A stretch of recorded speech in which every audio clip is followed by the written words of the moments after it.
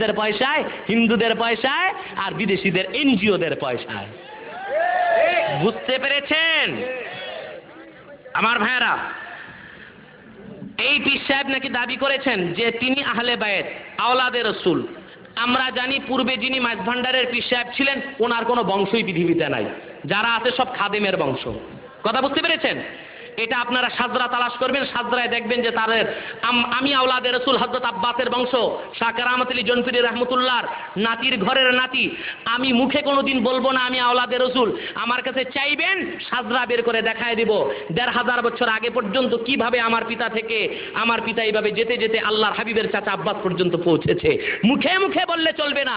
যারা আওলাদে রসুল দাবি করে তাদের কাছে বংশনামা তালাশ করেন, বংশনামায় দেখবেন আসলে বিষয়টা আছে কিনা। আমার ভাইরা, এই পীর নাকি দাবি করেছে যে তাকে যারা আওলাদে রসুল না মানবে তাদের নামাজ হবে না। নাউজুবিল্লাহি মিন যালিক। পাগল কথা বলতে সময় হুঁশ কিন্তু রাখে না, এটা জানেন? এটা জানেন আপনারা? কথাটি কোরআন হাদিসের দৃষ্টিতে কতটুকু সত্য। কোরআন হাদিস থেকে আমরা জানি যে ব্যক্তি হালাল রিজিক খায় না আর যার ঈমান নাই তার নামাজ সোজা কবুল হবে না। বুঝতে পেরেছেন?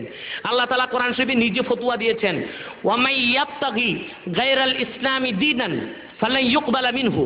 যে ব্যক্তি ইসলাম ছাড়া অন্য কিছুকে গ্রহণ করলো সেই ব্যক্তির নামাজ, রোজা, হজ, যাকাত কোনো কিছু আল্লাহ কবুল করবে না। কোরআন হাদিসে এই ভান্ডারি পীরের নাম লেখা নাই যে তার মুরিদ না হইলে কিছু কবুল হবে না। সেখানে আছে কোরআন হাদিস না মানলে নামাজ রোজা আল্লাহ কবুল করবেন না। অতএব যেই সব পীর গান বাদ্য করে সেই সব পীরের কাছ থেকে দূরে সরলে নামাজ রোজা কবুল হবে, আর তাদের হাত ধরলে নামাজ রোজা কবুল হবে না। কারণ আপনি তাদের হাত ধরার অর্থ হচ্ছে কোরআন হাদিসকে না মানা, ঠিক কিনা? কোরআন হাদিস বলতেছে কবর পূজা কইরো না, কবরে সিজদা কইরো না। কোরআন হাদিস বলতেছে গান বাদ্য হারাম। কোরআন হাদিস বলতেছে মহিলা কাছে আসতে দিও না। আর এইসব পীরদের কাছে আমরা দেখি তারা লোকনাথ ব্রহ্মচারীর মতো লেংটি পরে বসে থাকে, একদিকে পুরুষ পাওয়াটি পায় আরেকদিকে মহিলা পাওয়াটি পায়। তাহলে যারা কোরআন হাদিসের বিরুদ্ধে অবস্থান গ্রহণ করেছে তাদের হাত ধরলে নামাজ রোজা কবুল হইবে না, বরং তাদেরকে বাদ দিলে নামাজ রোজা কবুল হবে। আজানের সময় অনেক লোক দেখা যায় যে তারা দু হাতে চোখ মুছে, সম্পর্কে আপনার অভিমত, এটা তো জানতে পেরেছেন এটা জায়েজ, বুঝতে পেরেছেন? সওয়াবের কাজ, এটা করবেন, কোনো অসুবিধা নেই। তবে এটাকে ফরজ ওয়াজিব কেউ মনে করবেন না, করতেই হবে, না করলে কাফের হয়ে যাবে এই ধরনের মনে করবেন না। আচ্ছা, এরপরে প্রশ্ন, আপনারা কেন জৌনপুরি পীরের দাবি করেন? আপনারা কি জৌনপুরি দাবি করার দ্বারা জান্নাত কামাই করতে চান? আমরা কি কোনোদিন বলেছি যে আমরা জৌনপুরি আমরা জান্নাতে যাব আর তোমাদেরকে জান্নাতে আমরা নিয়ে যাব মুরিদ হতে পারলে? এটা বলেছি? আমরা তো আমাদের মুরিদদেরকে এই ধরনের কথা বলি না যে আমাদের কাছে মুরিদ হয়েছে এবার নামাজ রোজা বাধ্য, বলছি কোনোদিন? বরং আমরা পরকালে আমাদের কি গতি হবে সেটা নিয়ে মহা চিন্তায় আছি। রাসূল করিম সাল্লাল্লাহু আলাইহি সাল্লামের সুপারিশের ভিক্ষা এখনো আল্লাহর কাছে চাই, যে আল্লাহ তোমার কাছে আর কিছু চাই না। ১৫০০ বছর আগে যে নবী আমাদের এতিম করে চলে গেলেন সেই নবীর ভিক্ষায় জান্নাতটা চাই। অতএব যেখানে সাহাবায়ে কেরাম জাহান্নামের কথা শুনলে ভয় পেতেন আর জান্নাতের জন্য স্থির থাকতেন, সেইখানে আমরা তো কোনোদিন এই কথা বলিনি যে আমরা জৌনপুরি পীর আমরা খারাপ কাজ করলো জান্নাতে যাবে, এটা কোনোদিন বলেছি? বরং আমরা যে আপনাদেরকে কোরআন হাদিসের দাওয়াত দিই, কিয়ামতের দিন হয়তো বা এইটাই আল্লাহর কাছে চাইবো যে আল্লাহ আমরা বংশের কাজ হিসেবে মানুষের কাছে কোরআন হাদিসের প্রচার করতাম, দাওয়াত দিতাম, এই উসিলায় তুমি আমাদেরকে মুক্তি দান করো। বুঝতে পেরেছেন? আমরা কোনোদিন এই ধরনের জ্ঞান বুদ্ধি ছাড়া কথা কই না যে আমাদের কাছে মুরিদ হইতে পারলে নামাজ রোজা বাদ দিয়া তুমি জান্নাতে চলে যাবে। কথা বুঝতে পেরেছেন? আমার ভাইয়েরা, যারা বিড়ি সিগারেট ও গুল খায় তাদেরকে মাঝে মাঝে ইমামতি করতে দেখা যায়। আমার প্রশ্ন, তাদের পেছনে নামাজ পড়া শরীয়তে কতটুকু যুক্তিসঙ্গত? হ্যাঁ, গুলটায় কোনো ধরনের মোজায়েকা নাই। বুঝতে পেরেছেন? নেশা দুই প্রকার, একটা নেশা হচ্ছে চায়ের নেশা, পানের নেশা, বুঝতে পারছেন? এই নেশা কিন্তু হারাম না, বুঝতে পারছেন? আরেকটা নেশা হচ্ছে যে কুল্লু মুস্কিরিন খামরুন, প্রত্যেক নেশাই হারাম, মদ, ওয়া কুল্লু খামরিন হারামুন, প্রত্যেক নেশাই হারাম। সেটা কোন নেশা? যেই নেশা মানুষের কমন সেন্সকে বিলুপ্ত করে দেয়, কোনটা মা কোনটা বউ এই চিনার জ্ঞান থাকে না, বুঝতে পারছেন? ওই নেশা হারাম। ওই নেশা কি? মদ, ফেন্সিডিল, এইসব হচ্ছে সেই নেশা। গুলের নেশা, পানের নেশা, হাদা পাতার নেশা আর চায়ের নেশা, ওই নেশা এক নেশা না, বুঝতে পেরেছেন? যেমন অনেকে বলে যে আমার ভাতের নেশা, ভালো জিনিস রুটি গোস্ত খাইতে পারে না, তিনি পান্তা ভাতের নেশা থাকে। এই নেশা আর মদের নেশা কিন্তু এক না। অনেকে নেশা জিনিসটা বুঝে না। যেই নেশা, যেটাকে মুস্কির বলা হয়েছে, মুস্কির বলা হয় যেটা মানুষের জ্ঞান বুদ্ধিকে মাগলুব করে দেয়, একেবারে আচ্ছন্ন করে দেয়। নামাজ পড়তেছেন না হাঁটতেছেন, কোনটা মা কোনটা স্ত্রী এসব চিনে না। তবে ইমাম সাহেব যদি সিগারেট হচ্ছে মাকরুহে তাহরিমা, ও চিরেই ইমাম সাহেবকে এই বদ অভ্যাস দূর করতে হবে। কারণ সিগারেটের মতো একটা নাজাস খারাপ জিনিস, যদিও এটা পুরাপুরি হারাম না, মাকরুহে তাহরিমা, দুর্গন্ধ বের হয়, এটা যেহেতু মুসল্লিরা অপছন্দ করে, ইমামের প্রতি অভক্তি থাকে, ইমামের প্রতি অভক্তি থাকলে মুসল্লিদের নামাজ কামেল হবে না। ইমাম হইতে হবে এমন নিখুঁত যেন ইমামের প্রতি কোনোদিন ভুল ধারণা সৃষ্টি না হয়। ফিকহের কিতাবে লেখা আছে, কোনো হারামজাদা যদি ইমাম হয়, বাচ্চাকালে পড়াশোনা করে মৌলবি হয়ে গেছে, বুঝতে পারছেন, কিন্তু তিনি সন্তানটা হারাম, সেই ইমামের পিছনেও নামাজ পড়াটা ঠিক না। নামাজ পড়ালে নামাজ হয়ে যাবে, কিন্তু তাকেও ইমামতিতে দেওয়া উচিত নয়। এই জন্যে মুসল্লিরা পিছনে পিছনে বলবে যে তোর বাবা আর তোর মায় বিয়ার আগে কি করছে, তাই না তুই আসতো পৃথিবীতে, এই খারাপ ধারণা বারবার সৃষ্টি হবে। এই জন্য এমন ইমামকেও মসজিদে রাখতে নাই। কথা বুঝছেন? অতএব এই ধরনের নাপাক জিনিস খাওয়াটা হারাম না। আর ইমামত এবং আদালত পুরাপুরি সাকেত যদিও না হয়, যেহেতু অপছন্দনীয়, তাকে এই জিনিসটা ছেড়ে দেওয়া দরকার। বুঝতে পেরেছেন? সর্বনাশ, 11:30 বেজে গেছে। বাকি প্রশ্ন কি শুনতে হবে? কোন এলাকায় বা কোনো জায়গায় যদি অনৈসলামিক কাজ প্রতিরোধ করার জন্য ওলামায়ে কেরাম একত্রিত হয় এবং কোনো কি এটা লেখছে, হ্যাঁ এটা কি, এবং কোনো ওলামায়ে কেরামরা একত্রিত হয়, এইটা কি, এটা কি একত্রিত এবং কোনো পদক্ষেপ নেই, আর ওই এলাকার মানুষ যদি তাতে বাধার সৃষ্টি করে, তাহলে তাদের কি রকম গুনাহ হতে পারে। দেখুন, ওলামায়ে কেরাম যখন কোনো এলাকায় ইসলাম বিরোধী কাজে প্রতিরোধের পদক্ষেপ নেয়, তারা কিন্তু নিজের থেকে কাজটা করে না, হুকুমটা মানে আল্লাহর রসুলের, ঠিক কি না? আল্লাহ রসুল হুকুম করেছেন, মান রাআ মিনকুম মুনকারান ফালিয়ুগাইয়িরহু বিয়াদিহি, তোমাদের মধ্যে কেউ যদি ইসলাম বিরোধী কাজ দেখে, মুনকার শরীয়ত বিরোধী কাজ দেখে, তার উচিত সে যেন তা হাত দিয়া মিটায় দেয়। কি করে দেয়? বলুন সুবহানাল্লাহ। তাহলে আলেমরা আল্লাহর হাবিবের হাদিসের অনুসরণে মিটাইতে যাবে, আর যারা বাধা দিবে তারা আল্লাহর হাবিবের অনুসরণকারীদেরকে বাধা দিল নবীর হাদিস মানার ক্ষেত্রে, তাহলে অবশ্যই তারা জালেম, বিদ্রোহী, মুনাফিক এবং ফাসিক হয়ে যাবে। কথা বুঝতে পেরেছেন? আমরা প্রস্রাব পায়খানায় যে ঢিলা কুলুক ব্যবহার করি, এটার গুরুত্ব শরীয়তের মধ্যে কতটুকু, না ব্যবহার করলে গুনাহগার হবে কিনা। দেখুন, এটা না ব্যবহার করলে যদি কারো নাপাকি হবার সম্ভাবনা না থাকে, গুনাহগার হবে না। কিন্তু ঢিলা কুলুকের গুরুত্ব এত বেশি, মদিনায় যখন আনসার সাহাবীরা ইস্তেঞ্জার পর ঢিলা কুলুক ব্যবহার করত, তখন তাদের শানে আল্লাহ তাআলা নাজিল করেছেন যে ওয়াল্লাহু ইউহিব্বুল মুতাতাহহিরিন, আল্লাহ তাআলা পবিত্রতা অর্জনকারীদেরকে ভালোবাসেন। তাহলে ঢিলা কুলুক ব্যবহার করাটা আল্লাহ চান, আল্লাহ ভালোবাসেন, ঠিক কিনা? অথবা আমাদেরও তাই তো চাওয়া উচিত, ঠিক কিনা? ঠিক কিনা আমার ভাইরা? তারপর প্রশ্ন হয়েছে যে কিছু লোক পীর সাহেবের মুরিদ হইয়া বিপদে পড়িলে বাবার নাম ভালো কাজে সফল হইলে বলে বাবারে দিয়া, এটা কি শরীয়তে বাইরে কিনা? আল্লাহ ছাড়া কাউকে বিপদে আপদে ডাকা শিরক এবং সম্পূর্ণ হারাম। কারণ আমার আল্লাহ কোরআনে সুস্পষ্ট আল্লাহর হাবিবের মাধ্যমে ইরশাদ করেছেন, লা তাদউ মাআল্লাহি ইলাহান আখার, তোমরা আল্লাহর সাথে অন্য কাউকে বিপদে আপদে ডেকো না। আমার আল্লাহ বলতেছেন ডাইকো না, আর কেউ যদি পীর সাহেবকে ডাকে, তাহলে সে আল্লাহ তাআলার অর্ডারকে সরাসরি অমান্য করতেছে, ঠিক কিনা? যে ব্যক্তি আল্লাহর অর্ডারকে অমান্য করার দুঃসাহস দেখায়, সে দাজ্জাল এবং কাযযাব ছাড়া কোনো কিছু হতে পারে না। আচ্ছা, হাতের নখ বড় রাখিলে ইবাদত হবে কিনা?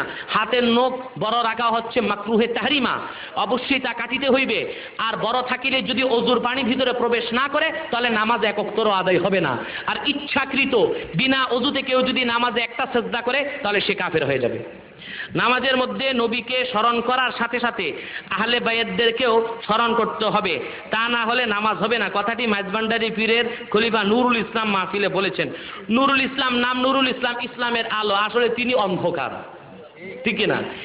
এই নামাজে আল্লাহ ছাড়া কারো স্মরণ করা যাবে না।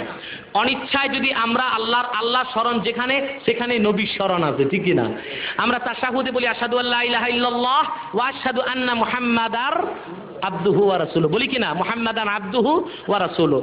আল্লাহর নাম উচ্চারণ করতে যায়, রাসূলের নাম উচ্চারণ করার সময় যদি ইচ্ছাকৃত না নবীর নাম মনে চলে আসলো, তাতে এটা খারাপের কিছু না। কিন্তু তার পাশাপাশি কোনো পীর সাহেব গাউসুল আজম খাজা বাবাকে মনে করলে নামাজ ভেঙে যাবে, নামাজ ভঙ্গ হয়ে যাবে এবং তা শিরক হয়ে যাবে। কারণ নামাজটা পড়ি আমরা কার জন্য? আমরা যখন নামাজে দাঁড়াই তখন কি বলি? ইন্নী ওয়াজ্জাহতু ওয়াজহিয়া, আমি মুখাপেক্ষী হইলাম লিল্লাযী, সেই সত্তার জন্য, ফাতারাস সামাওয়াতি ওয়াল আরদা হানিফা, যিনি আকাশ এবং জমিনকে তৈয়ার করেছেন সুচারুভাবে। তাহলে অর্থ আমি নামাজ পড়িতেছি আল্লাহর জন্য, সেখানে কোনো পীরকে যোগ করা যাবে না, নামাজ হবে না। আমার ভাইয়েরা, তারা বলেছে মাইজ ভান্ডারের খেলাফতি পীর নয়, এরা বেলায়েতি পীর, বেলায়েতের ক্ষমতা তাদের হাতে। বেলায়েত নাকি নবুয়তের ছায়া। নওজুবিল্লাহ, নওজুবিল্লাহ, নবুয়তের কোনো ছায়া পৃথিবীতে আসতে পারে না। তারা কাদিয়ানীদের মতো কাফের হয়ে গিয়েছে, কোনো সন্দেহ নাই। কারণ মির্জা গোলাম কাদিয়ানী দাবি করেছিল যে আমি নবী না, তবে নবীর ছায়া, আর আজ কাদিয়ানী কাফেরদের কথাই তারা উচ্চারণ করেছে। তাহলে আমরা বুঝতে পারতেছি কাদিয়ানী আর তাদের মধ্যে কোনো ভেদাভেদ নাই, ঠিক কিনা বলে? আল্লাহর হাবিব সাল্লাল্লাহু আলাইহি ওয়াসাল্লামের পায়ের খরমের সমান, ধুলার সমান মূল্য আব্দুল কাদের জিলানী নিজে দাবি করতে পারলেন না, আর তিনি ছায়া হয়ে যাবেন। নাউজুবিল্লাহি মিন যালিক।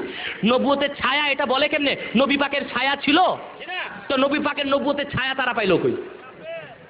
সুস্পষ্টভাবে তারা পথভ্রষ্ট এবং খতমে নবুয়তকে অস্বীকার করেছে, বেঈমান হয়ে গেছে, তাতে কোনো সন্দেহ নাই। আল্লাহ তাআলা এইসব দাজ্জালদের খপ্পর থেকে যেন রক্ষা করেন, বলুন আমিন। নামাজ সমস্ত অশ্লীলতাকে দূর করে, কিন্তু আমরা নামাজ পড়ি আবার অশ্লীল কাজও করি, তাহলে কি আমরা ধরে নিব আমাদের নামাজ কবুল হচ্ছে না? বড় সুন্দর প্রশ্ন করেছেন, এটা তো একটা স্বতন্ত্র আলোচনার দরকার ছিল। আল্লাহ তাআলা ইরশাদ করেছেন ইন্নাস সালাতা তানহা আনিল ফাহশাই ওয়াল মুনকার, নিশ্চয়ই নামাজ সমস্ত অশ্লীল কাজ থেকে বিরত রাখে। আমাদের নামাজ আমাদেরকে খারাপ কাজ থেকে বিরত রাখে না, এই জন্যে নামাজের প্রারম্ভ হচ্ছে উজু। আমরা অজুটা ঠিক মতো করতে পারি না, কারণ অজু থেকে দুই প্রকার অজু করতে হয়। কয় প্রকার? একটা হচ্ছে আনজাসে জাহিরি আর একটা আনজাসে বাতিনি। আপনি যখন হাত পা মুখ মাসা করবেন, এটা হচ্ছে বাহ্যিক নাপাক দূর করলেন, সাথে সাথে আপনাকে ভিতরের নাপাকটাও দূর করতে হবে। তা কিভাবে? যখন আপনি অজুতে হাত দিবেন তখন আপনাকে নিয়ত করতে হবে, আল্লাহ এই হাত দিয়া তোমার সামনে আমি গোলামের মতো দাঁড়াবো, এই হাত দিয়া ঘুষ আর সুদের পয়সা গ্রহণ করব না। যখন আপনি মাথা মসা করবেন তখন বলবেন, আয় আল্লাহ এই মাথা দিয়া তোমারকে চিন্তা করব, তোমার জিকির করব, তোমার ফিকির করব, এই মাথায় কোনোদিন আরেকজনকে হত্যা করার, সন্ত্রাসী করার চিন্তা মাথায় আনবো না। যখন পা ধৌত করতে যাইবেন তখন আপনি সংকল্প করবেন, আয় আল্লাহ এই পা দিয়ে আমি তোমার গোলামি করতে তোমার পবিত্র মসজিদে যাব, এই পা নিয়ে কোনোদিন সিনেমা হল, মদের আড্ডায় আর তাসের ঘরে যাব না। এই লোকটার পবিত্রতা দুই প্রকার হলো, একটা বাহ্যিক দৈহিক আর একটা আত্মিক। যে ব্যক্তি আত্মিক আর দৈহিক পবিত্রতা অর্জন করলো, তার নামাজটাকে অবশ্যই খারাপ থেকে বিরত রাখবে। ফজরের নামাজটাকে জোহর পর্যন্ত বিরত রাখবে, ঠিক কিনা? জোহরের সময় আবার নতুন ওযু করলে আসর পর্যন্ত বিরত রাখবে, আসর থেকে আবার মাগরিব পর্যন্ত তাকে পাপ কাজ থেকে বিরত রাখবে নামাজ, ঠিক কিনা বলেন? আর নামাজের ভিতরে দুইটা জিনিস দরকার, একটা হচ্ছে খুশু আর একটা হচ্ছে খুজু। খুজু হচ্ছে নামাজের মধ্যে দাঁড়াবেন এমন ভাবে অঙ্গ প্রত্যঙ্গ যেন আল্লাহর গোলাম হয়ে যায়। ওই কিছু লোক আছে নামাজে দাঁড়ালে কান চুলকায়, কিছু লোক আছে নাক থেকে বসটি বের করে গোল করে আবার দেখে। আমি এটা দেখেছি এক মুসল্লিকে, উনি তাশাহুদে বসে বসটি বের করে গোল করে আবার দেখতেছে, কি কি ডিজাইনটা হইল। তওবা তওবা, নামাজের মধ্যে এক অঙ্গ তিনবারের বেশি খুজলানোটা নামাজকে ফাসেদ করে দেবে, বুঝতে পেরেছেন? তিনবার কেমনে? এমনি এমনি এমনি এমনি তিনবার না, এইভাবে একবার আবার উঠাবেন আবার আনবেন, এক অঙ্গে এতটুকু খুজলাতে পারবেন। এর বেশি এমনি ধরে আপনার যদি ওই কি আছে না টেমামাইসিন না কি খুজরি পাসরার দরকার, যেসব ঘায়ে ওই ঘা খুজলাবেন আপনার নামাজ আপনার হবে না, বুঝতে পেরেছেন? অনেকে আছে মসজিদে দেখা যায় যে ঠাস করে নিজের গালে নিজে চপেটাঘাত করে মশা মারার জন্য। মশা মারতে কি কামান লাগে নাকি? ওটাকে আস্তে করে সরায় দিলেই হয়, বুঝতে পেরেছেন? কথা বুঝতে পেরেছেন? অনেককে দেখা যায় সেজদায় গেছে, টুপি পরে গেছে, দুই হাতে টুপি তুলে চুলটারে ভাঁজ করে আবার টাইট মতো বসা।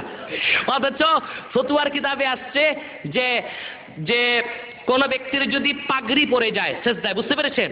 ইন সাকাতাত কালান সুয়াতুহু ফাআখাযাহা লা তাফসুদু সালাতুহু ওয়া আখাযাহা বিয়াদিন ওয়াহিদ। যদি কারো সেজদায় পাগড়ি পরে যায় আর এক হাতে সে সেটা ধরে মাথায় রাখে, তার নামাজ ভঙ্গ হবে না। লিয়ান্নাহু ইয়াতিম্মু বিয়াদিন ওয়াহিদ, কারণ সে কাজটা পরিপূর্ণ করলো এক হাতে। যদি সে এক হাতে পাগড়ি ধরে আর এক হাতে চুল ঠিক করে তারপর পাগড়ি বসে, নামাজ তার ভেঙে যাবে, ফাসেদ হয়ে যাবে। কথা বুঝতে পেরেছেন?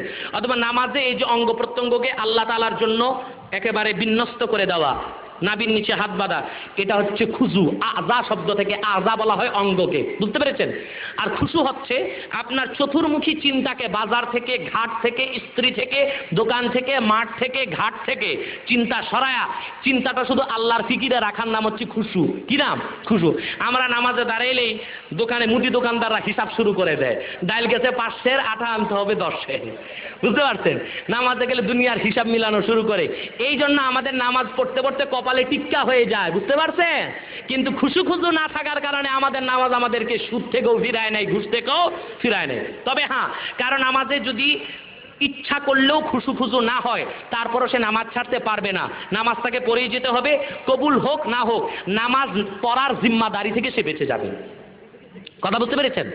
কবুল করা না করার মালিক তো আল্লাহ, কিন্তু নামাজটাকে আদায় করতেই হবে। যদি তার নামাজের ক্ষেত্রে খুশু খুশু না আসে, ইচ্ছা করলেও বারবার চতুর্মুখী চিন্তা চলে আসে, তবুও নামাজ ছাড়তে পারবে না। কিয়ামতের দিন হয়তোবা নামাজের জিম্মাদারি থেকে আল্লাহ তাকে রক্ষা করবেন। নামাজ সমস্ত, এটা প্রশ্ন হচ্ছে, কোন মসজিদের ইমাম যদি বেদাত করে বা বেদাতের স্বীকৃতি দেয়, তাহলে ওই ইমামের পিছনে নামাজ পড়ে নামাজ কবুল হবে কিনা? একেবারেই নামাজ কবুল হবে না, ইমামকে সাথে সাথে বের করে দিতে হবে, আর বেদাত ছাড়া ইমামকে রাখতে হবে। কারণ হাদিস শরীফের মধ্যে এসেছে, আল্লাহর হাবিব ইরশাদ করেছেন, মান ওয়াক্কারা সাহিবা বিদাতিন ফাকাদ আনা আলা হাদামিল ইসলাম। যে ব্যক্তি কোনো বেদাতপন্থীকে সম্মান করলো, সে যেন ইসলাম ধ্বংসের ব্যাপারে সাহায্য করলো। আমার ভাইরা, এরপর বাংলাদেশে আইনে 18 বছরের নিচে কোনো বালিকার বিয়ে দেয়া আইনত অপরাধ। ইসলামী দৃষ্টিতে এই ব্যবস্থা কতটুকু কার্যকর সঠিক, এটা মোটেও কোনো ধর্তব্য বিষয় না। মেয়ে ছেলের বিবাহের কোনো বয়স ইসলামে নাই। নাবালেগ অবস্থাও পিতা মাতা ছেলে মেয়েকে বিয়ে দিয়ে দিতে পারে, বুঝতে পেরেছেন? বুঝতে পেরেছেন? 18 বছর, 19 বছর, 20 বছরের কোনো সীমাবদ্ধতা শরীয়তের মধ্যে নাই। বরং হায়েজ শুরু হওয়ার সাথে সাথে মেয়েকে বিবাহ দেওয়া পিতার উপর কর্তব্য হয়ে যায়। 18 বছর পর্যন্ত বাড়িতে রেখে প্রতিপালন করার কোনো প্রয়োজন নাই। তবে হ্যাঁ, তার দৈহিক গঠন দেখতে হবে যে বিবাহের পর তার দৈহিক স্ট্রাকচার ঠিক থাকবে কিনা। যদি মনে করেন বাচ্চা সন্তান গ্রহণ করার মতো ক্ষমতা তার এখনো হয়নি, তাহলে কিছুদিন দেরি করা যেতে পারে। কিন্তু 18 বছরের আগে বিবাহ দিলে বিবাহ হবে না, এটা হচ্ছে আইনের কথা, এটা কোরআন হাদিসের কথা না। ইসলামী আন্দোলন করা কি ফরজ? বাংলাদেশে জামাত ইসলামী, ইসলামী ঐক্য জোট, এরা কি ইসলাম মোতাবেক আন্দোলন করছে? উত্তর দিন, কৃতজ্ঞ হব। দেখুন, এই পৃথিবীতে আল্লাহর দিনকে প্রতিষ্ঠা করা ফরজ, বুঝতে পেরেছেন? কি প্রতিষ্ঠা করা? দিন প্রতিষ্ঠা করা, বলেন না কেন? ফরজ। এখন দিন প্রতিষ্ঠার জন্যে যদি ইসলামী রাজনীতি দরকার হয়, কখনো ইসলামী রাজনীতি ফরজ হয়ে যাবে। দিন প্রতিষ্ঠা যদি তরিকতের মাধ্যমে, হকপন্থী পীর মাশায়েখদের মাধ্যমে হয়, তাহলে সেটা ফরজ হয়ে যাবে। দিন প্রতিষ্ঠা যদি জিহাদের প্রয়োজন হয়, তাহলে জিহাদটা ফরজ হয়ে যাবে, বুঝতে পেরেছেন? নির্দিষ্ট কোনো একটাকে ফরজ বলা যাবে না। তবে যে দলগুলোর নাম নিয়েছেন, এই দলগুলো কি ইসলামী মতে আছে কি না? আচ্ছা, তো যে সমস্ত কোন দলগুলোর নাম নিয়েছেন, এই সমস্ত দলের বই পুস্তক সংগ্রহ করে আপনারাই জেনে নিন তারা কতটুকুন ঠিক আছে। কথা বুঝতে পেরেছেন? আর যারা এইসব দল করেন তাদের কাছে আপনারা প্রশ্ন করেন, আপনাদের প্রশ্ন থাকলে তারাই এটা সুষ্ঠু জবাব দিতে পারবে। আমাদের গ্রামের পার্শ্ববর্তী গ্রাম বুরুন্দিতে এক লোক, তার নাম আলেম। কি নাম? তালেম। সে কিছু লোক নিয়ে উত্তর দিকে কেল্লা আশা রহমতুল্লাহর মাজারের দিকে প্রত্যেক দিন সন্ধ্যাবেলায় সিজদা করে, এবং মহরমের তারিখ পর্যন্ত নাকি জুতা পরা, মাছি গোশত খাওয়া হারাম। সে কি পাগল ছাগল, কেল্লা আশা খুশি হলে বেহেশতে যাবে, এই কাজগুলি কি শরীয়ত সম্মত? আরে ভাই, বাংলাদেশটা আসলে হুজুগে বাঙ্গাল না? কেল্লা আশার কবরে সিজদা করবেন মানে? পরিষ্কার কিতাবের মধ্যে লেখা আছে, জাওহারাতুন নাইয়ারা কিতাবের মধ্যে, কোন ব্যক্তি যদি কারো কবর না, কারো মাজার না, কোনো পীর না, বরং সে জানে আপনাদের কেবলা কোনটা, কোন দিক দেখান, এটা ঠিক আছে। এখন একজন ব্যক্তি জানতেছে যে এইটা কেবলা, নামাজ যদি সে জেনে বুঝে কেবলার দিকে না পড়ে উত্তর দক্ষিণে পড়ে, সাথে সাথে সে কাফের হয়ে যাবে। অতএব নামাজের ক্ষেত্রে যদি পশ্চিমকে বাদ দিয়ে অন্য দিক সিজদা করলে কুফরি হয়, নামাজ না বরং আরেক কেল্লাসার কবরের দিকে সিজদা করলে তা যে ডবল শিরক হবে তাতে সন্দেহ আছে? এই এলাকার আলেমদের দায়িত্ব হচ্ছে সেই লোককে যথোপযুক্ত শাস্তি দিয়ে পুলিশের হ্যান্ড ওভার করা। এই দেশের মধ্যে শিরকি কাজ হইতে দেওয়া হবে না, ঠিক কিনা বলেন? হিন্দুদের মূর্তি পূজার চেয়ে তো জঘন্যতম শিরকি কাজ তারা করে চলছে, অবশ্যই তা ভেঙ্গে চুরে চুরমার করে দেওয়া আলেমদের দায়িত্ব।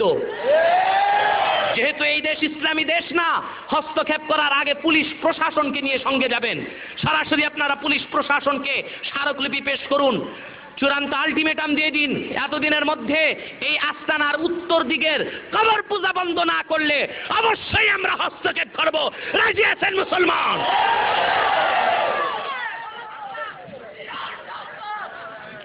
আমার মুসলমান ভাইয়েরা, শরীয়তের দৃষ্টিতে দাড়ির কতটুকু গুরুত্ব এবং দাড়ি কতটুকু পরিমাণ রাখতে হবে এবং গালের দুই পার্শ্বের দাড়ি চাচা জায়েজ আছে কিনা। দাড়ির আরবি কি? লেহিয়া। লেহিয়া লেহিয়া বলা হয় একখানা হাড্ডি কানের লতির পাশ থেকে এখানে এসেছে, আরেকটা হাড্ডি কানের লতির পাশ থেকে এখানে এসে জোড়া লেগেছে। যেখানে জোড়া লেগেছে এটার আকারটা হয়ে গেছে আরবি নুন অক্ষরের মতো, বুঝতে পেরেছেন? এটাকে আরবিতে বলা হয় লেহিয়া। এই হাড্ডিটাকে কি বলা হয়? লেহিয়া। এই হাড্ডির পুরাটার মধ্যে যা কিছু আছে তার নামই লেহিয়া, তার নামই দাড়ি। অর্ধেকটা চেষে এখানে কতটুকু রাখা শরীয়ত মতে জায়েজ হবে না, এবং তা এক মুষ্টি হওয়া শর্ত। কারণ এই ক্ষেত্রে সাহাবায়ে কেরামের ঐক্যমত প্রতিষ্ঠিত হয়েছে, দাড়ি এক মুষ্টির কম যেন কোনো অবস্থায় না হয়। এক মুষ্টি হওয়ার আগ পর্যন্ত কোনোদিন ছুরি কিংবা কেচি লাগানো যাবে না। আল্লাহ পাক যেন এই আমল করার তৌফিক দান করেন, বলুন আমিন। আজও আমার এক মুষ্টি পর্যন্ত পুষতে পারে নাই, আলহামদুলিল্লাহিল আজিজ। দাড়ি বের হবার পর থেকে কখনো খুর লাগাই নেই। যতদিন পর্যন্ত আল্লাহ এক মুষ্টি না করবেন ততদিন কেচিও লাগবে না ইনশাআল্লাহ। মাযহাব শব্দের অর্থ কি? পৃথিবীতে মাযহাবের আবিষ্কার কিভাবে হয় এবং কি যে ভাই এইসব প্রশ্ন কেন করেন? মাযহাব মানতে কি কষ্ট হয় নাকি আপনাদের? মাযহাব হচ্ছে হাজ্জাবা ইউহাজ্জিবু তাহজিব থেকে মুহাজ্জিব মুহাজ্জাব। আবার মাযহাব শব্দের আরেকটা অর্থ হচ্ছে যে নির্দিষ্ট বিধিবিধান সম্বলিত তরিকা, বুঝতে পেরেছেন? এই হিসেবে যেমন হানাফি একটা মাযহাব, আবার মালিকি একটা মাযহাব, শাফি একটা মাযহাব। বর্তমান যুগে প্রত্যেক লোকের জন্য যে কোনো একটা হানাফি, শাফি, মালিকি, হাম্বলি যে কোনো একটা মাযহাব মানা ওয়াজিব। কথা বুঝতে পেরেছেন? কারণ এই কথাটা সরাসরি আয়াত দ্বারা প্রমাণিত। আল্লাহ তাআলা ইরশাদ করেছেন, ফাসআলু আহলায যিকরি ইন কুনতুম লা তা'লামুন। তোমরা যারা জানে তাদেরকে জিজ্ঞেস করো যদি তোমরা না জানো।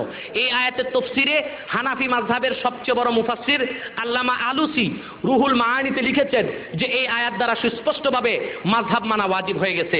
আমি আপনাদের থেকে এখনই মুনাজাতের মাধ্যমে বিদায় নেব। ভাইরা, ফরজ নামাজের সময় কি ইমামের পেছনে মুক্তাদির সূরা ফাতিহা পড়তে হয়? ফরজ নামাজের সময় ইমামের পেছনে যদি মুক্তাদি সূরা ফাতিহা পড়ে এটা হারাম এবং তার নামাজ ভঙ্গ হয়ে যাবে। কথা বুঝতে পেরেছেন? নামাজে যে হাদিস শরীফে এসেছে লা সালাতা ইল্লা বিফাতিহাতিল কিতাব, সূরা ফাতিহা তারা নামাজ হবে না, এটা একমাত্র মুনফারিদের ক্ষেত্রে, বুঝতে পেরেছেন? ইমামের ক্ষেত্রে আর সমস্ত মুসল্লিদের জন্য না। কারণ আল্লাহ তাআলা অন্য জায়গায় ইরশাদ করেছেন যে ইজা কুরিয়াল কুরআনু ফাসতামিউ লাহু ওয়া আনসিতু লাআল্লাকুম তুরহামুন। যখন কেউ তোমাদের সামনে কোরআন পড়ে তখন তোমরা চুপ থাকো। ইমাম যেহেতু জোরে জোরে কেরাত পড়ে, মুসল্লিরাও যদি সূরা ফাতিহা পড়ে, তাহলে আল্লাহর আদেশ তোমরা চুপ থাকো এটা অমান্য হয়, ঠিক কিনা? আল্লাহর আদেশকে নামাজে অমান্য করা হারাম। কথা বুঝতে পেরেছেন আমার ভাইরা? এরপর একটা প্রশ্ন ছিল মিলাদ কিয়াম। মিলাদ কিয়াম সম্পূর্ণ জায়েজ, তাতে কোনো সন্দেহ নাই।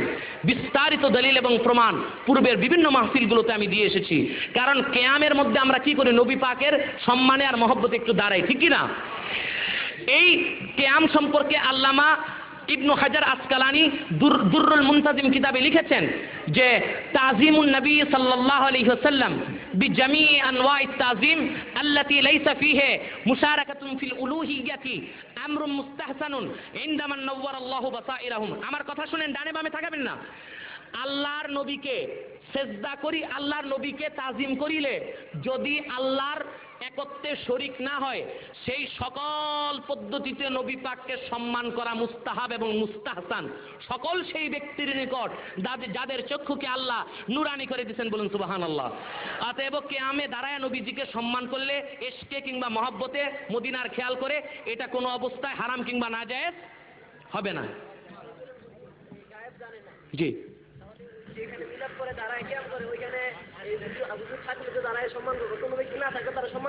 কিয়াম কয় প্রকার? এই কিয়ামটা কয় প্রকার? দাঁড়াও, তুমি দাঁড়াও না, তুমি বেয়াদব ছেলে। কিয়াম কয় প্রকার?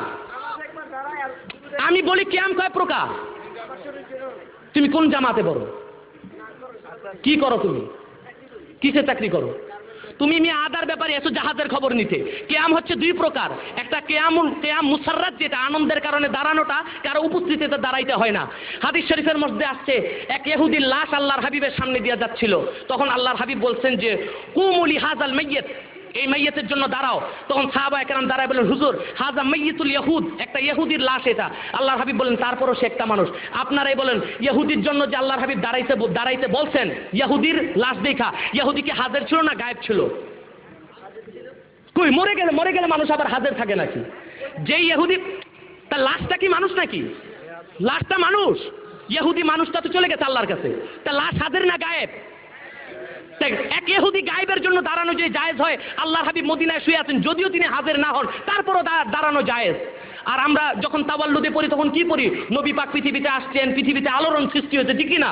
এই আনন্দের খাতিরে দাঁড়ানো হয়, এই দাঁড়ানোটাকে কিয়ামুল মুসাররাত বলা হয়।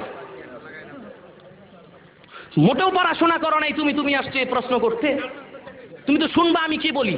তোমার কোনো মৌলবী যদি কিয়ামের বিরুদ্ধে থাকে, ডেট করো, আমি আসবো। তোমরা এইসব বাড়াবাড়ি করে ভান্ডারি সুন্নিদেরকে উঠাইছো, এর জন্য তোমরাও দায়ী, তোমরাও হাবি, তোমরা শয়তান, দুশমনে রাসূল, রাসূলের সাথে দাঁড়াইতে চাও না, বেয়াদব ছেড়ে কোথাকার। যদি কিয়ামের বিরুদ্ধে কেউ বলতে চায়, আমি আসতে প্রস্তুত আছি। তোমার যদি কোনো আলেম থাকে তুমি বসাও, যদি কেউ না বসে তাহলে কোনোদিন কিয়ামের বিরুদ্ধে বলবা না।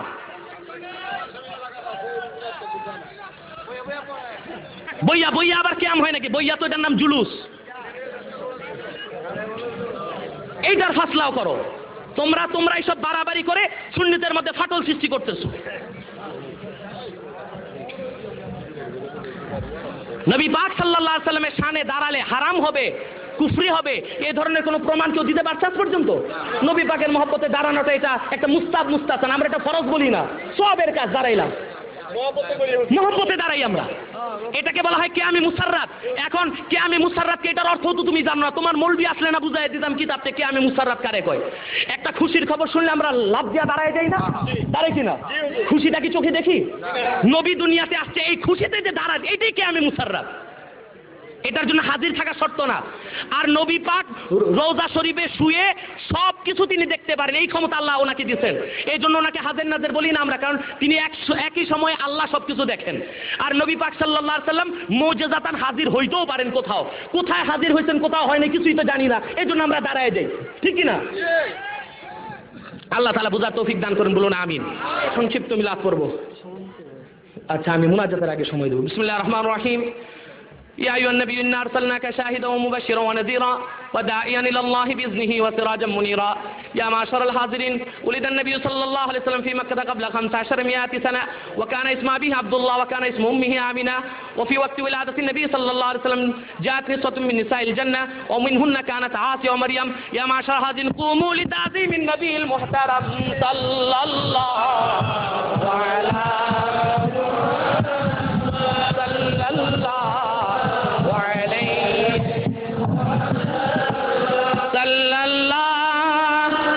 على محمد صلى الله يا نبي سلام عليك يا رسول سلام عليك يا حبيب سلام عليك صلوات طلع البدر علينا من ثنيات الوداع وجب الشكر علينا ما دعا لله داع